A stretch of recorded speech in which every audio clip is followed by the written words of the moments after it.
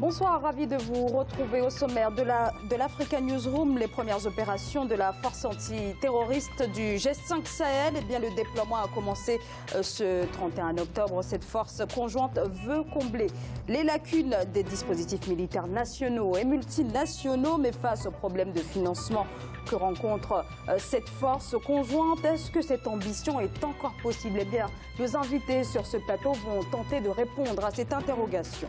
Après d'âpres négociations, la libre circulation des biens et des personnes de la zone CEMAC est en passe de devenir une réalité. La ratification de l'accord de 2013 a été entérinée ce mardi lors du sommet de l'organisation qui s'est tenu à N'Djamena. Au sommaire toujours, ces universités privées du Rwanda à présent fermées, une fermeture qui risque de se prolonger pour certaines. 5 établissements sont concernés. En effet, les autorités jugent insuffisante la qualité de leur enseignement. Pour décortiquer cette actualité, j'ai le plaisir de recevoir sur ce plateau M. Adoté Blivi. Vous êtes avocat au barreau de Paris. Bonsoir. Bonsoir, madame. Sur ce plateau, également Makanera Ibrahima Souri. Vous êtes juriste. Bonsoir. Bonsoir, madame. Et notre éditorialiste Alfred Chongo. Bonsoir, Alfred. Merci, Zara. Très heureux de vous retrouver autour de ce plateau, de l'ANR et puis avec très chères téléspectatrices. Merci de leur bienveillance. Commençons par l'actualité politique.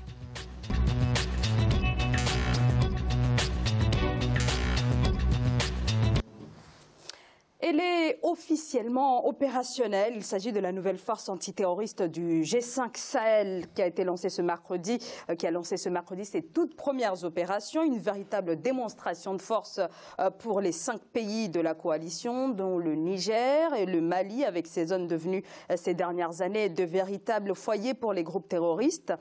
Les premières opérations ont donc été lancées précisément dans la région d'Intitlit, dans le centre du Mali. Sans plus tarder, on va commencer le débat. On va voir tout à l'heure un sujet qui nous a été préparé à ce sujet. Alors, Monsieur Adoté Blivi, à l'ONU, pour inciter au financement, on a vu que c'est finalement le ministre de la Défense français, Monsieur Jean-Yves Le Drian, qui s'est fait le représentant de cette force, véritablement.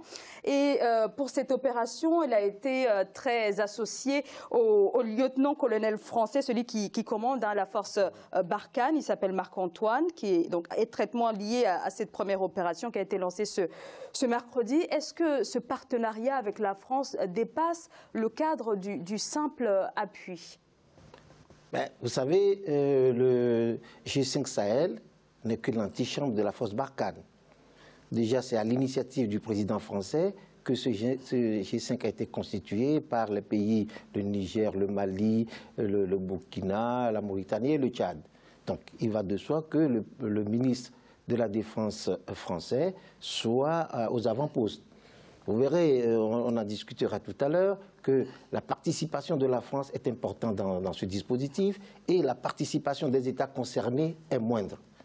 Déjà, le financement, on en reparlera j'espère, le financement, les États y contribuent seulement à hauteur, si on voit les chiffres qui sont présentés, soit à hauteur de 4,2% ou bien de 2,6%. C'est minime. Alors on va parler... Ça va de soi que la France soit aux avant-postes de ce problème. Alors sur le financement, sur peut-être cette perte de souveraineté, on va continuer de débattre de tout cela après ce sujet qui nous a été préparé par Ashley Duprat. Nommée opération Aobi, la nouvelle démonstration de force de l'opération de la force conjointe du G5 Sahel a finalement vu le jour le 1er novembre 2017. Composée de soldats du Mali, du Niger, de la Mauritanie, du Burkina Faso et du Tchad, les différents contingents ont été déployés dans la zone transfrontalière entre le Mali, le Burkina Faso et le Niger. Le G5 Sahel, c'est une force de 5 armées africaines, appuyée essentiellement par la France qui prend son destin transfrontalier en main pour conduire les opérations antiterroristes. Aobi en est une expression. L'enjeu ici, c'est que le Burkinabé comprenne qu'il a le même problème que le Malien et que le Malien comprenne qu'il a le même problème que le Nigérien. Le succès viendra de là. Créée en juillet 2017 en réponse au terrorisme et au crime organisé qui gangrènent les États membres, la force du G5 Sahel se veut complémentaire de la mission de l'ONU au Mali, composée de plus de 12 000 hommes et de Barkhane. Initialement évaluée à 450 millions d'euros, puis revue à la baisse à 250 millions face aux difficultés de financement, le budget annuel est d'actuellement 108 millions d'euros. Un budget jugé insuffisant qui oblige l'opération à attendre jusqu'en mars 2018 pour atteindre son effectif maximal de 5000 hommes. On sait que les pays qui composent ce G5 Sahel sont des pays qui ont déjà des insuffisances du point de vue de leur capacité matérielle opérationnelle à faire face au phénomène du terrorisme. Les effectifs n'ont pas été complétés, mais surtout la formation n'a pas été faite du fait d'insuffisances budgétaires dans les pays concernés. Ce n'est pas la mise en commun des efforts conjoints de ces pays qui va automatiquement faire améliorer leur capacité opérationnelle. C'est pour cela que le recours aux partenaires étrangers avait déjà été annoncé par les chefs d'État lorsqu'ils ont créé le G5 Sahel. Si on s'en tient justement aux contributions de ces pays, on craint fort que cette force ne puisse être assez efficace. Un volet parallèle nommé Alliance pour le Sahel devrait s'attaquer à la question du sous-développement dans la région, considéré comme l'un des principaux foyers du terrorisme. Est-ce qu'avec ce partenariat extrêmement étroit avec la France, les chefs d'État de la force du G5 Sahel sont en train de déléguer leurs responsabilités? Monsieur Makanera Ibrahima Sori. Effectivement, les gens parlent très souvent de perte de souveraineté. Je me méfie de ce terme. Je préfère transfert d'exercice d'un certain nombre d'attributs de la souveraineté. La souveraineté a toujours très souvent... Ça ne revient pas au même? Non, quand la souveraineté est déléguée, on peut encore la retirer. Si elle est retirée, c'est-à-dire si on est dépossédé de cette possibilité, c'est là qu'on peut parler de perte de souveraineté. La souveraineté s'exerce très souvent par délégation, même au moment de la monarchie absolue, le roi n'était pas partout. Alors, pour ce qui concerne le cas de ces pays africains, il faut savoir que s'ils ont des politiques face aux djihadistes, il est certain qu'ils n'ont pas les moyens de leur politique. Nos armées ne sont pas très souvent bien formées, peu nombreuses, presque pas équipées du tout. En général, ces armées sont entretenues pour maintenir les chefs d'État à leur poste face aux populations non armées. Ils n'avaient pas besoin de beaucoup de choses. Aujourd'hui, ils se retrouvent face aux djihadistes qui sont aguerris à la guérilla et surtout bien équipés parce que vous savez, l'éclatement de la Libye a permis à ces djihadistes de s'équiper. Certains sont mieux équipés, ces groupuscules sont mieux équipés que certains États. Alors aujourd'hui, sans l'aide de la France, en tout cas des Occidentaux, nos pays sont totalement incapables de faire face à ces groupes. D'ailleurs, vous pouvez le voir, si sans l'intervention de la France au Mali, je ne sais pas ce qu'on aurait fait aujourd'hui. Donc, vous regardez aussi la participation de nos États dans l'effort, dans le domaine du financement. C'est presque pas grand-chose. Alors justement, sur cette question du financement, la mission du G5 Sahel, son coût est évalué à 492 millions de dollars, en tout cas pour ce qui est de la première année. Les pays de la sous-région ont notamment fait appel à l'Union européenne, aux États-Unis. Compte tenu quand même de ce que produit aujourd'hui le continent africain, cette somme paraît quand même assez dérisoire. Pourquoi ces 5 États ne parviennent pas à rassembler ces 492 millions de dollars? Ça peut paraître dérisoire, mais c'est quand même un montant colossal. Ce qu'il faut bien voir, Zahra, dans ce cas-ci, c'est que les 5 pays qui forment le G5 font partie des pays parmi les plus pauvres d'Afrique. Malgré le pétrole pour le Tchad, mais on s'aperçoit effectivement que le budget de l'État est grevé complètement, et puis la Mauritanie, le Niger, etc. Donc ce sont des pays qui n'ont pas de ressources illimitées pour pouvoir financer déjà leurs projets. Le financement n'est pas obligé de se faire que dans le cadre de ces 5 pays-là, il peut très bien se faire au niveau de l'Union africaine. Oui, vous avez parfaitement raison, mais là on est dans le cadre du G5 qui a été constitué ad hoc pour lutter contre le terrorisme. Et donc ces 5 pays, déjà, ont des difficultés à boucler les budgets nationaux. Et si on ajoute à cela le surcoût, non seulement de l'opération Barkhane, mais de tout ce qui se fait pour lutter contre Boko Haram, on s'aperçoit effectivement que c'est difficile pour eux de réunir cette somme-là. D'où la nécessité effectivement de recourir à des partenaires financiers internationaux, multilatéraux ou bilatéraux, et en même temps voir quelle sera la contribution de l'Union africaine. Mais c'est d'abord la première responsabilité de ces États-là d'apporter ce qu'ils peuvent apporter dans le budget justement de cette force qui est en train d'être mise en place. Donc chaque État peut rapporter environ 10 millions. Je vais vous céder la parole, Monsieur Adoté Bivi. Oui, il est regrettable que c'est qu'en 7 ans après les indépendances, les États africains n'aient pas toujours les moyens de se défendre. C'est l'occasion, je pense, pour les États africains de faire un examen de conscience, une autocritique. Qu'est-ce que nous avons fait de ces 40 ans d'indépendance pour que nous ayons aujourd'hui recours à nos institutions pour pouvoir nous défendre contre des guérillas?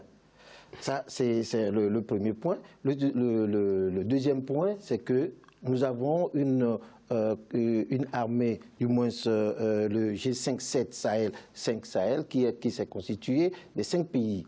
Nous n'avons pas, jusque-là, entendu une participation, ne serait-ce que minime, dérisoire, de la CEDEAO, à laquelle appartient, je crois, 3 des États, de la CEMAC ou bien de l'Union africaine. Donc les pays africains sont taisants sur ce point, mais le premier problème est de savoir qu'est-ce que nous avons fait des 57 dans l'indépendance pour aujourd'hui recourir encore à la France, notamment la France qui est le principal pays contributeur, pour qu'est-ce que nous avons fait de ces pays-là. Donc c'est l'occasion pour les pays africains de faire un examen de conscience. Non, mais là on peut rectifier, la France n'est pas le premier contributeur du G5. Les États-Unis, la France ne donnera que 8 millions. Oui, la France participe déjà au niveau de la communauté européenne, oui, et en plus à sa propre participation. Oui, attention, mais ça fait 2 participations déjà. Non, au niveau de l'Union européenne, la France ne participera pas, n'apportera que 8 millions d'euros. 8 millions d'euros, 50 millions au niveau de l'Union européenne, 60 millions de dollars pour les États-Unis. En termes de présence militaire de la France au Mali, ça dépasse largement les 60 millions c'est ça. Non, mais là, nous sommes en train de parler du G5, nous ne parlons pas de Barkhane. Mais il y a l'appui quand même. Barkhane et G5, je pense que les deux forces sont obligées. Mais moi, c'est que... Oui, mais bien sûr. Ce que Maître disait, il faut quand même... Je pense que les Africains, nous sommes trop indulgents envers nous-mêmes. Si l'Afrique est pauvre en Afrique, elle est très riche à l'extérieur. On le voit tous les jours. C'est-à-dire, je pense que c'est notre inconséquence qui nous amène à ce stade. On dit que l'Afrique est vachement riche, on le sait. Ça fait bientôt 60 ans que nous sommes indépendants. Qu'on dise, bon, quand il s'agit... Moi, je n'entends le problème de perte de souveraineté seulement quand les décisions commencent à un peu menacer le fauteuil de nos chefs d'État. L'homme dépend de celui dont dépend son ventre. Nos budgets, dans beaucoup de pays africains, les budgets sont bouclés à hauteur de 60-70% par l'aide extérieure. Si vous ne vous plaignez pas de votre indépendance à ce niveau, mais arrêtons le problème d'indépendance. Nous en sommes totalement responsables. Les pays qui sont aujourd'hui dans une situation... Moi, il y a plus de 20 ans quand même, je l'écoutais, et les journalistes étaient à la RFI, je n'ai jamais oublié ça. On disait que si les richesses du Congo-Brazzaville étaient bien gérées, que le niveau de vie de sa population, vu sa faiblesse, n'allait pas être très loin de celui des Coïtiens. Je ne sais pas, je ne suis pas économiste, en tout cas. Non, mais on est tout à fait d'accord sur la gabegie, sur la gabegie, la mégestion des ressources de nos États. Mais là, très concrètement, on est face à une menace qui nécessite des actions ou des réactions rapides. Ce qui est en train de se mettre en place naturellement. Simplement, vous ne pouvez pas demander au Niger, qui a déjà des difficultés à nourrir sa population, de sortir encore des millions pour soutenir cette force-là. Symboliquement, le Niger va apporter une contribution. Est-ce que ces pays ont suffisamment fait pour mobiliser les autres pays du continent? Non, mais là, tout à fait. C'est dire qu'il faut une coordination entre les politiques régionales et les politiques continentales. L'Union africaine a lancé toute une série de projets, de programmes pour créer la force africaine d'action rapide, mais qui n'a jamais vu le jour parce que c'est le même problème de financement qui s'oppose. Le vrai problème, évidemment, c'est la dépendance de l'Afrique vis-à-vis des partenaires extérieurs pour les financements de ses propres projets. Même dans la gestion même de cette force, puisque bien là, sûr. justement, la France vient de dire que finalement, voilà, les 492 millions, c'est peut-être pas indispensable, on peut peut-être tourner autour des 250. Donc là aussi, c'est la France qui gère. Donc c'est pour ça que j'ai posé cette question de savoir est-ce que les responsables, les chefs d'État du G5 Sahel sont en train de déléguer leurs responsabilités. Madame, c'est celui qui paye. La parole appartient à celui qui paye. Les Français ne peuvent pas soumettre leur population à une certaine discipline. Ici, vous ne payez pas l'impôt, vous êtes saisi. Ils vont procéder avec, comment dirais-je, une forte autorité, tout le monde connaît le pouvoir de l'autorité fiscale en France. Ils vont presser leurs citoyens pour mobiliser les ressources internes. Pensez-vous qu'ils vont aller remettre ça à la population dont les dirigeants sont suffisamment riches en France ici? Donc c'est là le problème. Celui qui paye, c'est lui qui a la parole. On ne va pas leur demander de nous donner de l'argent seulement et maintenant se taire, autant donné qu'ils savent bien ce que nos dirigeants font de notre fortune. Adoté Blivi. Oui, on vous disait tout à l'heure que le Niger a des difficultés pour nourrir sa population, mais tout le monde sait que le sous-sol nigérien regorge de richesses. Le Niger est riche, mais les Nigériens sont pauvres. Oui. C'est un paradoxe que nous avons toujours constaté. C'est pourquoi, quand vous disiez tout à l'heure que la somme demandée est dérisoire, moi je parie que le Niger a les moyens suffisants, si le Niger le veut, pour pouvoir participer à cette force à hauteur de plus de 10 millions en tout cas. Mais aujourd'hui, tous ces pays-là, le Mali, les Maliens sont pauvres, mais le Mali est riche. Le sous-sol du Mali, ça regorge de minerais que l'on peut exploiter. Mais pendant les 60 ans d'indépendance, qu'est-ce que nous avons fait de nos ressources?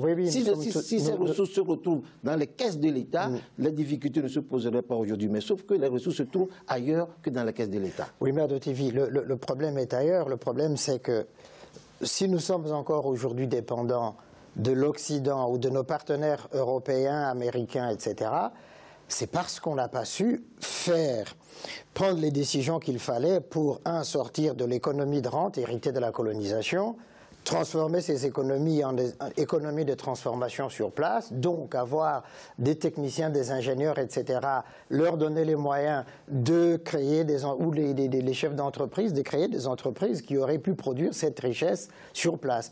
Aujourd'hui, toutes nos richesses vont à l'exportation. Et c'est de l'exportation que nous reviennent justement les ressources que la plupart de ces pays-là utilisent pour financer leurs projets à minima. Alors on va continuer d'en parler, mais on va marquer une courte pause. On se retrouve dans quelques instants.